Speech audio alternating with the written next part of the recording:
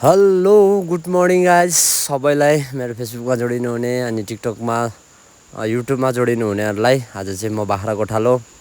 बाख्रा चाहिँ थुप्रै छ लगभग 32-33 छ अनि आज चाहिँ फर्स्टचोटि यति धेरै बाख्रा हेर्दैछु सधैँ चाहिँ अब बुवा जानुभयो बुवाले हेर्नुहुन्थ्यो आज चाहिँ बुवा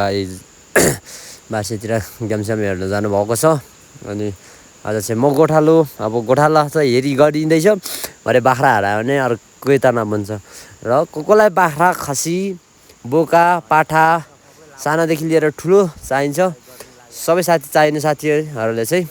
मलाई इनबक्स गर्नु होला म तपाईहरुलाई मिलाइदिने कोसिस गर्छु र मिलाइदिन सक्छु खसी बेचेरै आमदाम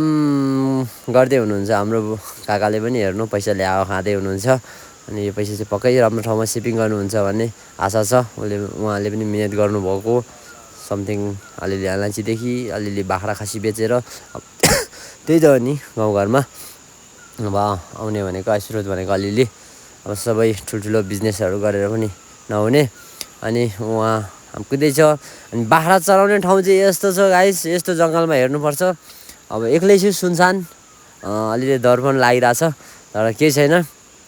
खसीहरू बाख्राहरू यतै छ यस बाख्रा राम्रै ठाउँ छ बाख्रा चराउने अनि म चाहिँ एकदम गर्मी भइरहेको थियो अघि चाहिँ अनि अहिले चाहिँ ढुङ्गा मौसम पनि अलिक पानी पर्ला पर्ला टाइपको भइरहेछ तर केही छैन मिहिनेत गर्नुपर्छ हरेक कुरादेखि पनि आमदाम हुन्छ र सङ्घर्ष दुःख गर्नुपर्छ भन्ने मलाई आशा छ सबै कुरादेखि मिहिनेत गर्नुपर्छ